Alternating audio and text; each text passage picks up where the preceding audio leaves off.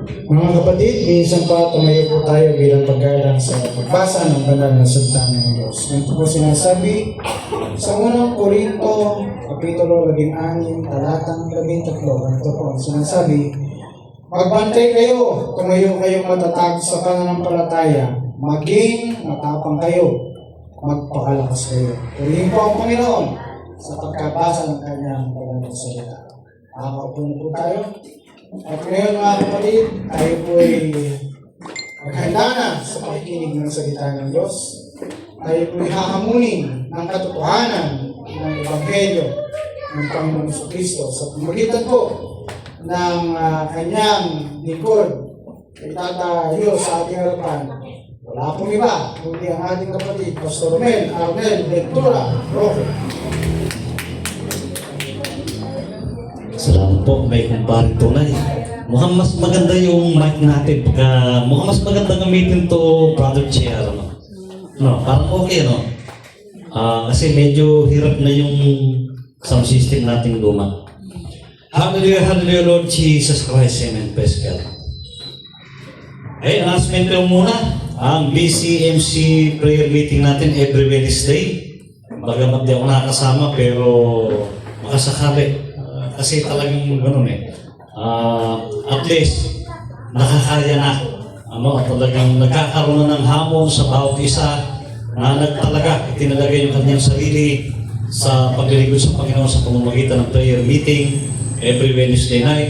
Inaanyahan po lahat ng hindi pa nakakasama na sumali para po yung mga himala, biyaya at pagkapalat kalakasan na naranasan ng bawat isa sa prayer meeting ay maranasan din.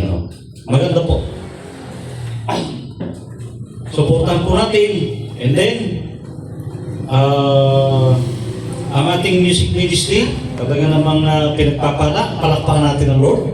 Abuhin with Brother JR, ang mga singers natin. Ang BCMC Amihan Mission Service natin ay patuloy na nagpapatuloy naman. Hindi po nawawala. And then, sa mga susunod na panahon ay mag-set na po tayo ng baptism. May mga 13 years ko ng pataas na pwede nang mabautismuhan. Sa susunod siguro maaaring Baguio o kaya ay dala sa tabing ilog ng Tabuate. Pwede na rin. Ang iniputingkod ay pupunta mamaya ng Tarlac para ipagpatuloy muli yung training sa Army. Sundalo na naman ako mamaya hanggang 15 o 13 yata hanggang Miyerkules. Hopefully, pagkayari na baka dito na ako diretso para masama ko sa prayer meeting. Ayon po sa binasa ng ating kapatid, magbantay kayo. Ano yung babantayan ninyo? Bantayan ninyo ang inyong pananampalataya, paniniwala. Kasi minsan yung pananampalataya, paniniwala, magkaiba. Ang pananampalataya, hindi mo nakikita, pero naniniwala ka, nananalig ka, nananampalataya ka. Ang paniniwala naman, yun ay paniniwala mo na maaaring tama o maaaring mali. Ngunit ang pananampalataya ay nararamdaman. Alam mo, merong Diyos. Ngunit, sa pananampalataya mo na merong Diyos, magkakaroon ka ng paniniwala ayon sa pinamumulat at pinangangaral ng iba-ibang mga ngaral. Doon nagkakaproblema ang paniniwala sa pananampalataya. Ngunit, ang tunay na pananampalataya ay gumagawa, di ba? Ang tunay na pananampalataya ay nagmumula sa isang Diyos na lumalang ng langit at lupa, na may tatlong persona, ang Ama, ang Anak, at ang Espiritu Santo. Ang pananampalataya mo na mayroong Diyos ay kahit saan ka pumunta, nandun ang Diyos kasama mo. Na naniniwala ka, nananalig ka na hindi ka niya iiwan ni pababayaan man. Ngunit, mayroong paniniwala na hindi na hindi ganun ang Diyos, na walang tatlong persona. Basta isa lang. O kaya ang Diyos ay nandun sa isang simbahan, binubuhat, pinuposisyon. Ako po'y namang galing po ako sa piyesta ng San Miguel, Quezon Nueva Ecija, sa mga kamag-anak ko. Lumaki ako doon na maraming tao nagpo-posisyon. Dala-dala yung San Miguel. Si San Miguel, yung may hawak na espada. At yun naman nakikiprosesyon, may dala rin iba pang San Miguel. Yung iba, San Miguel Beer. Yung iba naman, Ginebra San Miguel. Kaya, sa paglipas ng panahon dahil maraming nananalangin na prayer warrior, nagkaroon ng mga iba-ibang pananampalataya doon na merong Diyos na hindi ganon ang anyo. Na hindi inanyuhan, kundi hindi mo nakikita yung Diyos, pero nararamdaman mo nandyan siya. At nung nagprosesyon kahapon, pitong kaputol yung nagpo-prosesyon. Ala ng kamo. At maging ang simbahan Katoliko yata ay medyo nagbabalansin na ng kanilang aral na wag nang masyadong nagpo-prosesyon, na wala nang pabasa, medyo nababago na yung paniniwala ng simbahan Katoliko ng mga mananampalataya. Kaya ito ang ating babantayan. Kung ang pananampalataya mo, ang paniniwala mo, ay ayon sa iyong pananampalataya, na dapat lahat ng ginagawa mo ay ayon sa kalooban ng Diyos. Hindi ayon sa kalooban mo lang. Na hindi ikaw masusunod sa ginagawa mo, kundi ang Diyos. Gusto mo mang gawin isang bagay, pag nalalaman mo, kakalapit si konsensya, hindi yan ang gusto ng Diyos na gawin. Hindi mo gagawin. Kaya kahit mahirap sa isang maluhong tao na kagustuhan mong kumain ng masarap ay medyo nawawala ka sa tamang pananampalataya, lalo sa panahon ng tag-init na puro brownout. Magbantay kayo kasi baka hindi na kayo sisimpa pag wala ng kuryente.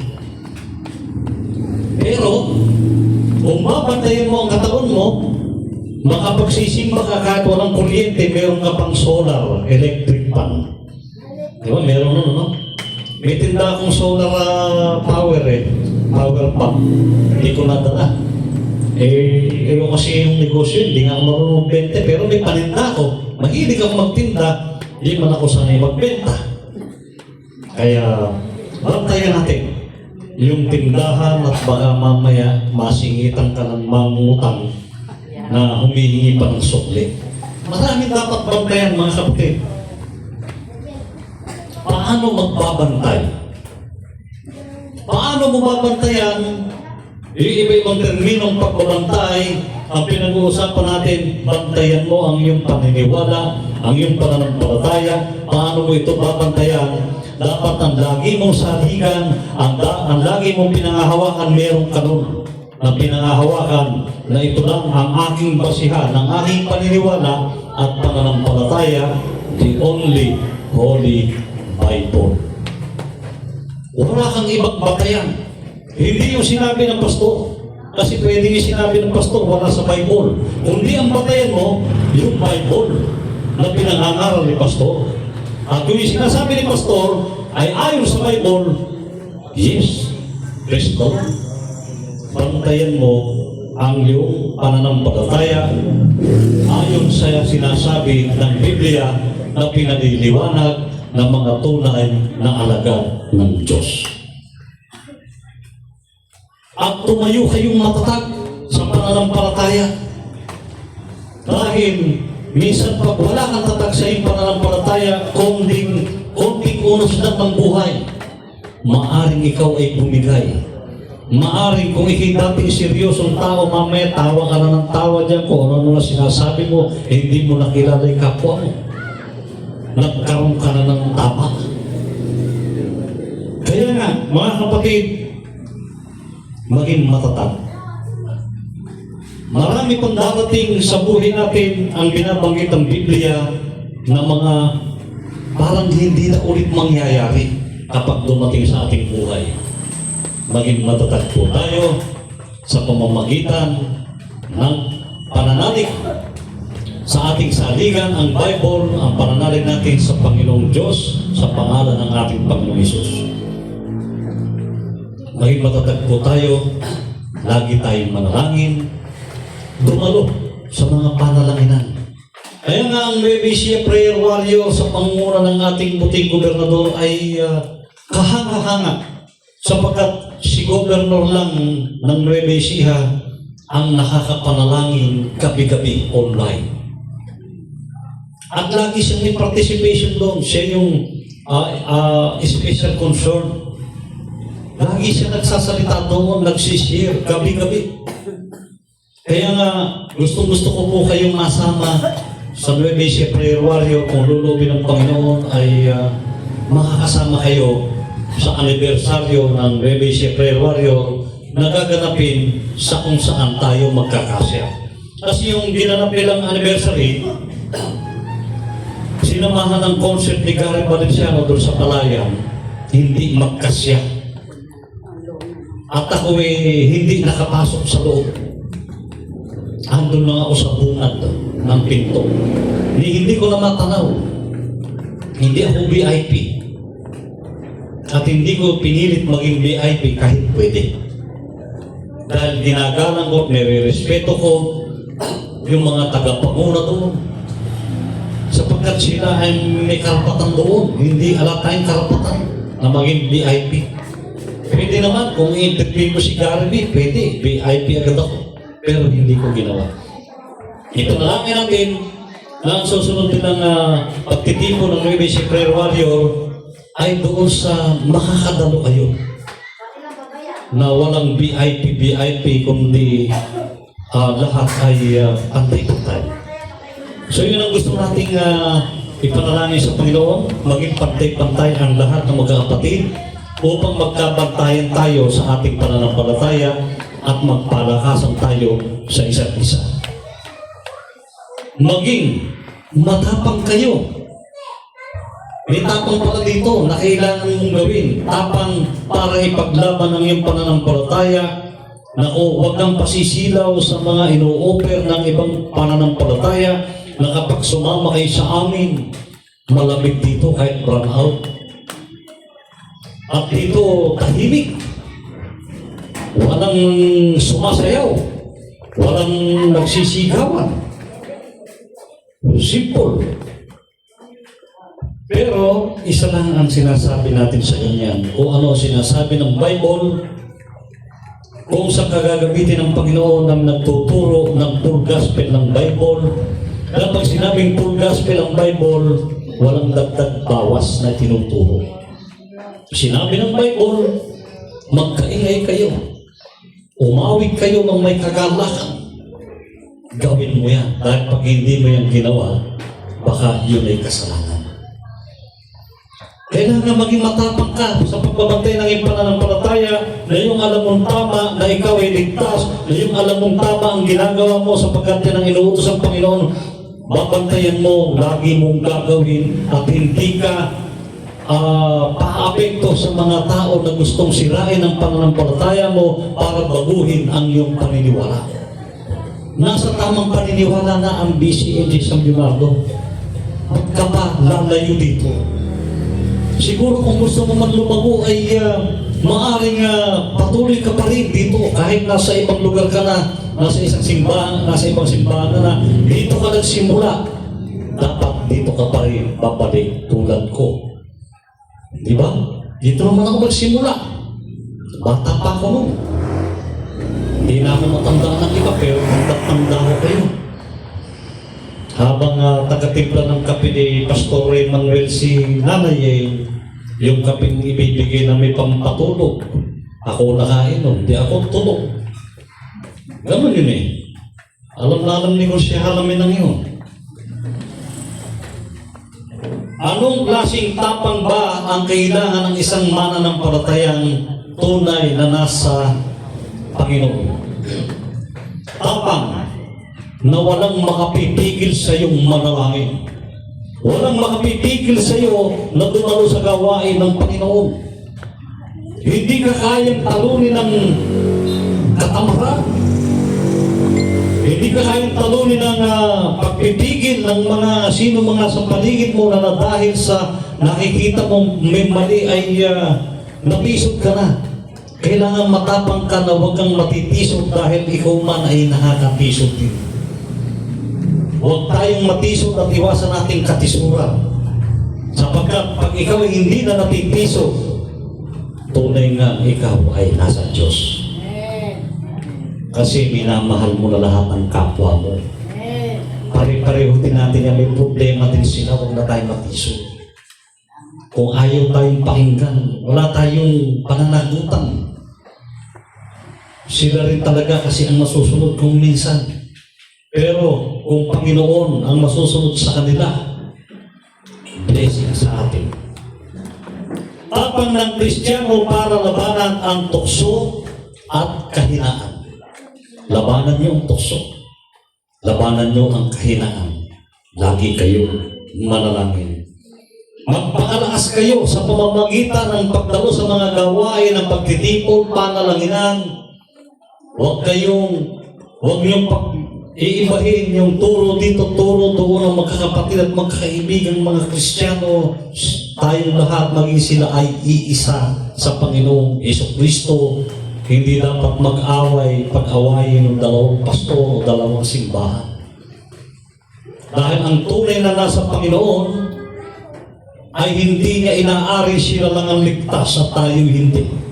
Ang tunay na nasa Panginoon, naniniwala tayo na lahat ng mga simbahan niya na tumanggap sa Panginoong Jesucristo bilang Lord and Savior at na born again ay sa Panginoon.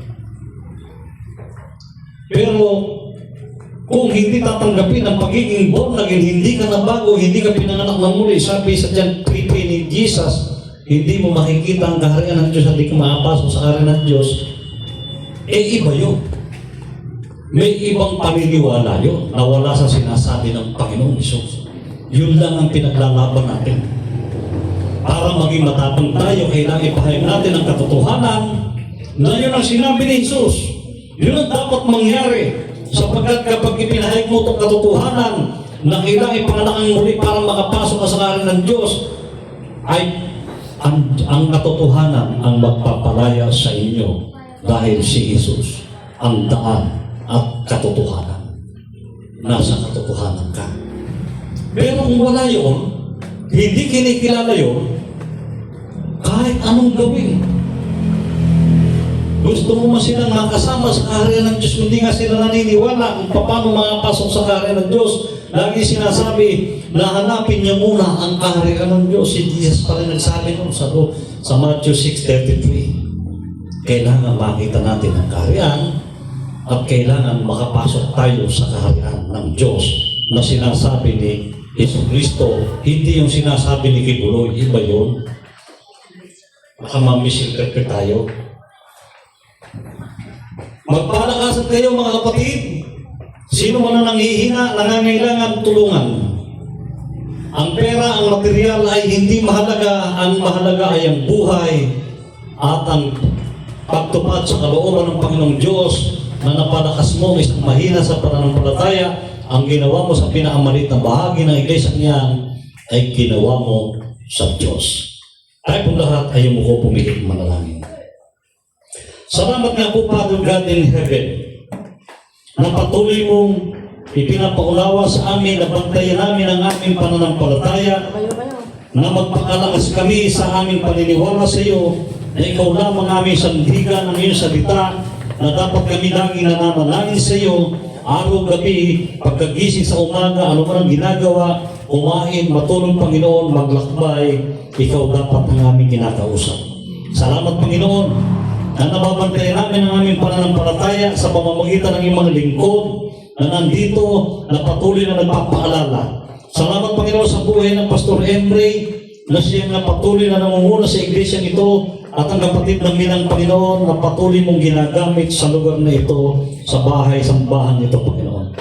Salamat sa lahat ng buhay ng mga pamilya narito, Panginoon, na tunay ngang hinihipo mo at ginagamit mo sa iglesia ito, ang pamilya Del Moral Hernandez, Roque family, Manuel Vergara, Lungalong, Santos, Dugan, Reyes, Gamboa, Garcia, Pangilinan, Talara, Padrones, Navarti, Navarro de Guzman, Laksamana, Lorenzo Alvarez, Siriaco, Doronyo, Lastimosa, Abang, lahat ng pamilya, Panginoon, na nanonood, lahat ng nawala rito at nadagdag dito, Panginoon, patuloy mong pagpalain sapagkat lahat sila naniniwala kami na patuloy na hinahanap ang katotohanan at ito'y kanilang matatagpuan sapagkat ikaw ang katotohanan. Saan man kami pumaroon, naroon ka.